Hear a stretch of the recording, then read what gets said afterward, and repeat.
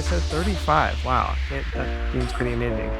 Of course, you have to cover Tesla's Q3 earnings. If you haven't heard, big run on that one. So congratulations to Matt and Corby. Talking about Waymo. Waymo raised 5.6 billion to expand an acceleration. I guess they need to get on it before Tesla launches their thing next year. More electric vehicles.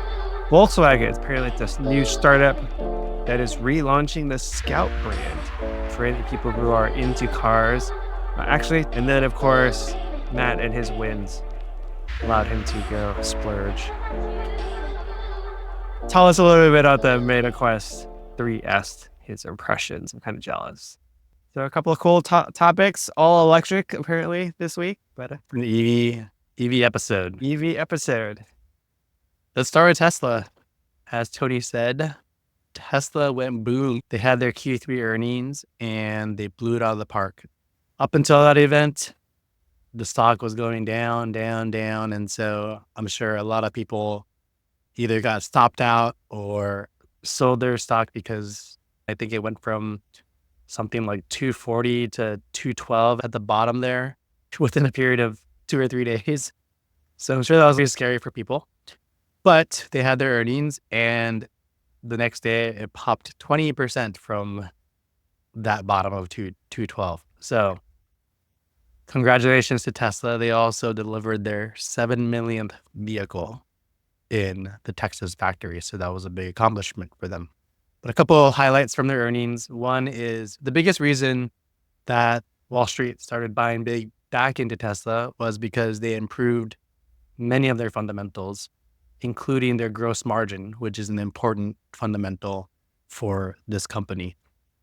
The street was expecting 16.8%, but they had a gross margin of 19.8%, which is a huge surprise. And for those who don't know, gross margin is basically how much you're making from everything you sell. So for everything they sell, whether it's a car, a battery, a solar roof, they make roughly 20% back in profit. And so that just means from a fundamentals perspective, Tesla's making more money in this quarter compared to quarter two. Their revenue, they were expected to make 25.18 billion in Q3, but they made 25.37 billion, so another beat. They had a record 6.3 billion in operating cash flow in Q3. And a big reason why their margin improved so much is because of a surge in their energy generation and storage business. So that's solar roofs and their battery packs, which saw a record gross margin of 30.5%. So they're making about 30% off of, their energy products. Whereas on the car side, if you do the math, it's a little bit less than the 19.8%. But that's huge. So they can expand their energy business. Then you can see how they can start to continue growing as a company. They had record deliveries in the last quarter, despite all of the automotive headwinds that have been hitting the economy. And their operating expenses declined quarter over quarter and declined year over year. So all in all, in Q3, Tesla blew it out of the park, and Elon and the leadership team there has been demonstrating that they can optimize the business and run it more efficiently. All this while Elon has been going on a rant supporting Trump. Pretty crazy earnings for them. Lastly, if you listen to the call, they reiterated their plans for Cybercab that they had talked about in the Robotaxi event. And they said that they could see unsupervised self-driving being tested in Texas next year. So yeah, pretty big one. And Tesla's stock is up. That's all I have to say about that. It closed the week at 260 from a low of 212 in the middle of the week. So pretty crazy market. I have no thoughts. Yeah, it kept climbing down. It was just an insane run. And I did read some people who still questioned the numbers, that there has to be some financial engineering going on, just because of, like, they touted like some huge reduction in their cost of goods, right? And it came primarily from the Cybertruck. And so people were just, anyways, just some questionable things that people raised. Oh, so conspiracy theories then. Conspiracy theories about, where did they actually cut costs? Were they like, because it was like, what, 20-30% reduction in cost of goods, which is very extreme. Even though, yes, fully vertically integrated, etc. But like, where did those cuts come from? Which, the quality of the cars, they had to, put more plastic in versus, anyways. So that's that. Not much else. I know Elon made a lot of promises, right? He's like, what was it? Low cost model Tesla coming in Q1 of 2025, whatever, 30%, what was it? 25, 30% in deliveries next year. Didn't he say something like that? Yeah, he said they expect to continue growing next year. Yeah. So we'll see. There's a lot of promises of big numbers next year. So I guess we'll see. Yeah, we'll see. It all depends on what goes on, right, with the economy. Yeah. You were talking about financial. What was the word you used? Financial engineering. Yeah. Have you seen the show Industry? No, I haven't. Okay. I binge watched this show. It's on HBO Max. It's called Industry, and I think you'd like it. It's like Succession meets Game of Thrones and world. So it follows these new analysts, investment analysts at this company, it's a fictional bank.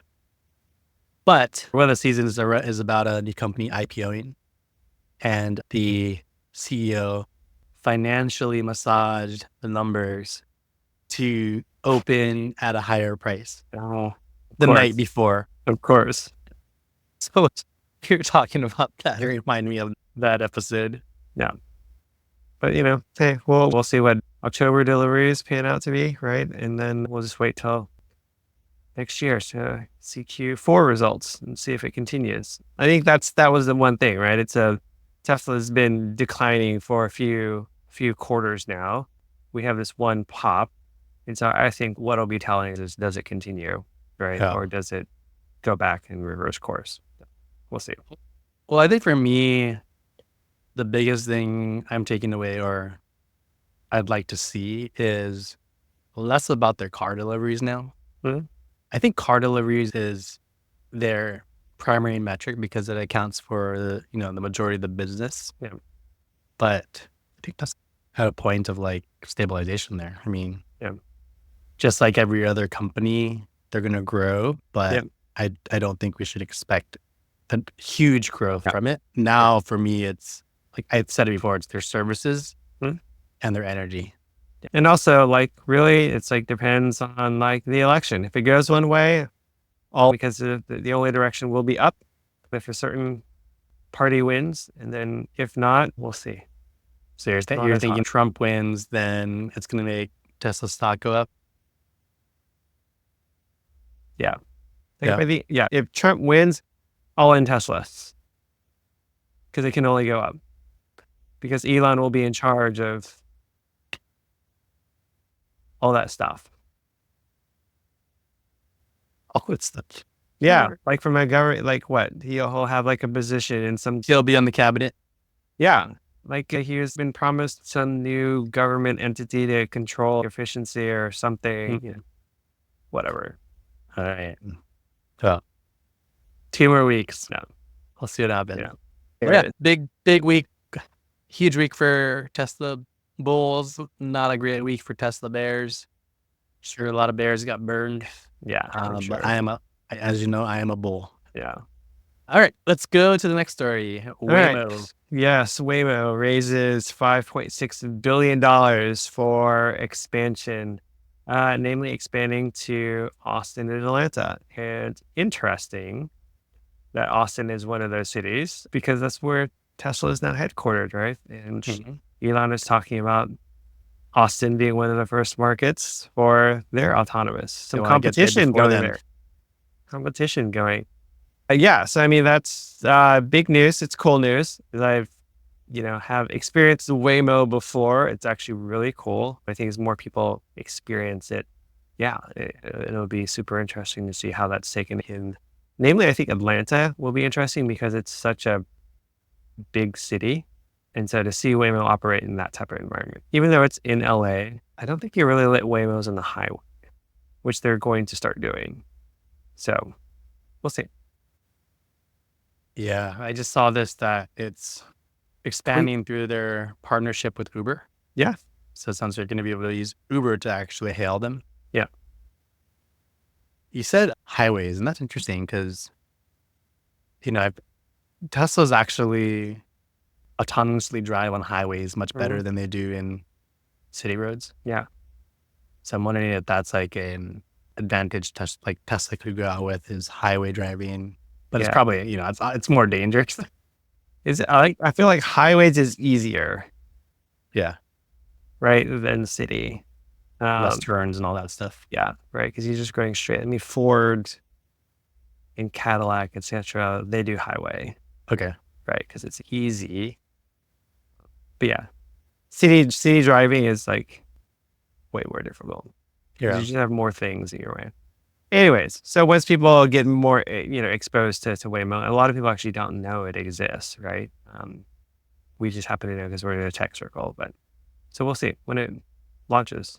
Well, I think it was a few weeks ago after we talked about Waymo. I downloaded the app Mhm. because I wasn't sure. I Yeah. heard that I think you had said they had been testing in Seattle or I read that somewhere. Sure. But that was like a while ago. And so I downloaded the app and yeah, I can't do anything here, but Right. I'm So that's really Waymo. itching to get into one. But you know what was interesting to me? Waymo is owned by Alphabet. Yep. And so the way that this is like pitched is they're getting an investment Yep. from Alphabet. And so that's just very weird because, when companies are funding their own products, it's just weird to have Yeah. it used as like they're getting an investment from their Yeah. own company. Yeah. Well, I mean, because it's like Alphabet set up like a holding company, right? Yeah. Elon's X's, right? Technically, Tesla is not the same as SpaceX And or XAI. or is the energy? Yeah, the energy thing is part of Tesla because that's when they acquired solar cell. But yeah, so like or his AI company, SpaceX, Boring, those are all different companies. Twitter or X itself is separate. Yeah. It's just, maybe it's too early. Just jogs my brain. All right. Let's move on to another EV. You want to talk about the Scout? The Scout, yes. So this, I guess, I'll call it a pre-announcement since production won't start until 2027. So Scout is a new electric car startup, but technically it's owned by Volkswagen or something rather. Yeah, so they're going to be launching two new EVs. One is an SUV and one is a proper truck. But yeah, so this is interesting because also being Volkswagen is also investing in Rivian, but only their software. And so Volkswagen is still producing their own electric vehicles. I think most people kind of thought, oh, maybe they'll just buy Rivian outright. But no, they're using the Scout brand as their 0-to-1 approach to building a car. So it's not based off of any of Volkswagen's existing EV platforms, and it's a brand new platform. But yeah, I think what's interesting is their take on it. So they're doing electric, so for instance, their SUV will have like a range of 360 miles, but they're adding a gas engine to it, which they're calling it the Harvester, that will increase the range to 500. The It's a only hybrid? thing no, it's not hybrid. So the only thing, it's kind of like BMW's i3. So the engine is just there to charge the battery, Oh, not actually power the car. interested.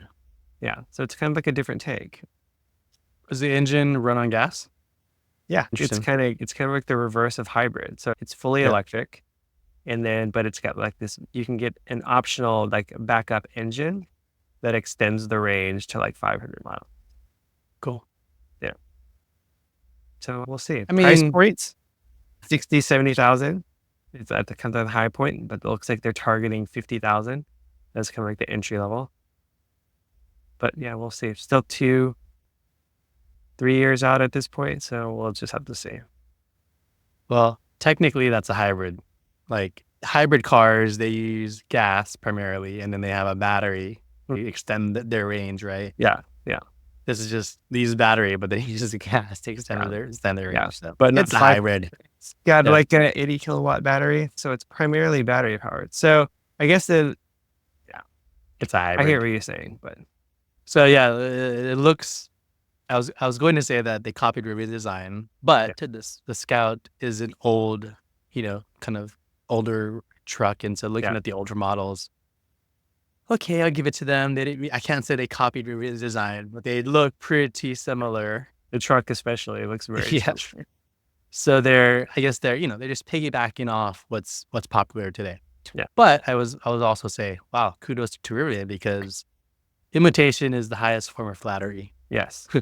And when you see people copying designs, so Apple was the leader here. Everyone started copying the iPhone design. Tesla, I have been seeing so many cars these days trying to have those depressed handles or all glass type Tesla designs. And Rivian, now Scout's kind of trying to copy, or take design cues from those things. So I'm a Rivian bull, you know that. I want you to see how this goes. He said that they're going to release in like 2 years. Yeah, start production in 27. Okay. So, I'm thinking that's being optimistic. So we'll see. Yeah. 2028, 2029. It's cool. I like it. And quite honestly, I love that hybrids are being more invested into from these bigger brands, because hybrids just get us along the way towards more efficient cars and electrification of them. So it looks good. I would get one if I was in the market for a truck. Yeah, you might convince me to go electric. Cool. All right, let's close it off here with this last story that's not EV related, but it is related to things that we have been talking about. And so I got this bad boy. You should have done the episode wearing that. Let's see if I can do some pass through here. And so this is the Meta Quest 3S, and it's turning on. Right now I'm in my immersive zone. Oh, there we go. There's the pass through. And it's being tripped up because okay. Cool. So I'm like confirming some boundary right now. It's really weird. Oh, you have to do it every time? Just when I leave my boundary. All right. So that's pretty cool. So I look like an alien. Yeah. I feel weird talking on the video like this. I think I texted you when I got it, and I said, it's pretty phenomenal, like in terms of what I can do spatially, but the pass-through sucks. Really? Pass-through is horrible. I don't know if improved it. I don't know if it's because, I don't know why, but basically, especially when I'm looking outside, so like if there's like natural light, the outside just looks artificial. It's not, just doesn't look clear. I mean, I can see everything, which is awesome, but it just, just like artificial. It's like contrasted a bit too. Yeah, not Vision Pro level. I'm curious if the 3 is better or not. It could be because, the Meta Quest 3S has these different lenses versus the pancake ones. And so it could be that. But I think just the spatial stuff that you can do and like the augmented reality. I played this game where these alien proof balls broke into my home, and the object of the game was to capture as many as possible with your laser guns. Yeah. And so it took like a mapping of the room to see where all the objects were. Yeah. And then put me in this augmented reality experience. And like in my walls, they kind of broke through. They like cracked the walls open. Yeah. You can see out into like this planet. Oh, cool. And the footballs hid behind objects. Oh, really? They hide behind your objects. Yeah, so I had to like walk around to go get them and like shoot them. So from a spatial perspective, it's really cool. The other really cool thing is watching video, and Instagram was pretty cool because you can expand. And so it's like huge screen to where I can watch Netflix or YouTube or look at my Instagram. Yeah. Which just makes the photos and videos so much better. Mm-hmm. The resolution for the apps in the native apps in the system are good. Yep. It's just the pass-through is not great. It has remote desktop capabilities. So I could open my MacBook using Meta workspaces and then just use my laptop here through this. So then that's the whole, like, you can have like multiple monitors and all that stuff. Yeah. That was like the big selling point of the Vision Pro, is that like it's instantly connects to your Mac and then you can work, in there.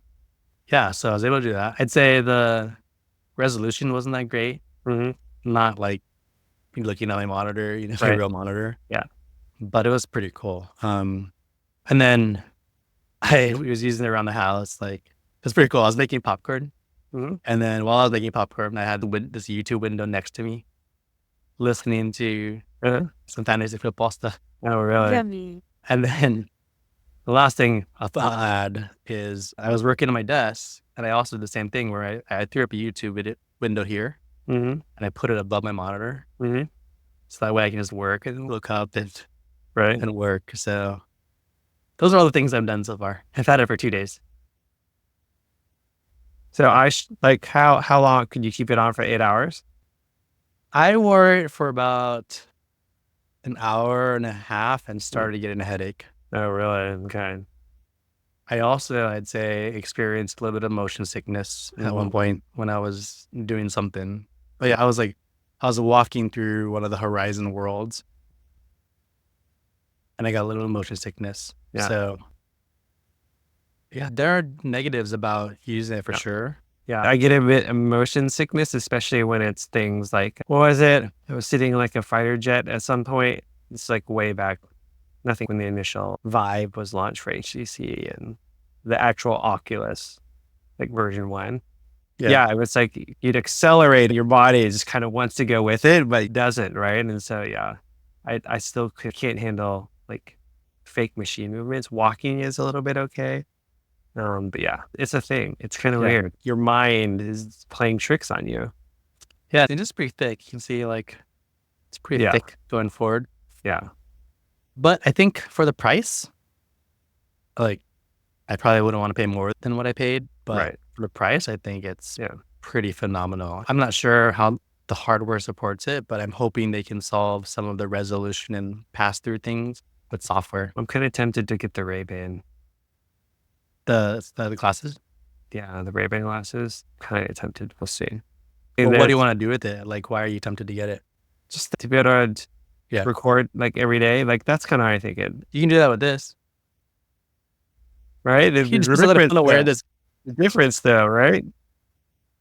You know, it's interesting though. Like, I told you the pass-through is crappy. Yeah. But when I actually record, it's like crystal clear.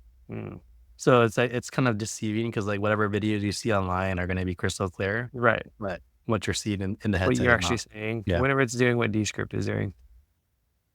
Decompressing. Yeah. It's making me all blurry, but it's like, it's trying to keep processing it. But yeah. So I'm happy so far. I'd say if you're looking for a budget headset, I would recommend it. Yeah. Maybe I'll have to wait for the Orion. Maybe that's when. That's going to be super cool. I mean, that's basically replacing this, right? Yeah. All right. Well, cool. Great. Congrats. Yeah. I'll send you random clips. Yeah. You send me the desktop. That'd actually be kind of fun. Could ignore my child. Oh, and the audio is like really good. Is it like earplugs or it's in the headband? It's in the headband. There's like, see these little slits? Yeah. Here? So it kind of aims down into yours. Yeah, it's really good. And there isn't too much leakage of like people around you being able to hear it.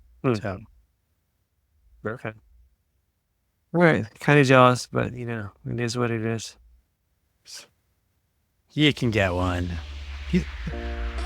We'll see how next week goes. True. All right. Well, that was episode 35 for y'all. Give us a subscribe, give us a follow, give us a like, give us comments. Anything. Give us anything. Let us know you like what you're hearing. Yeah. All right. See you next week, Tony. See you next week.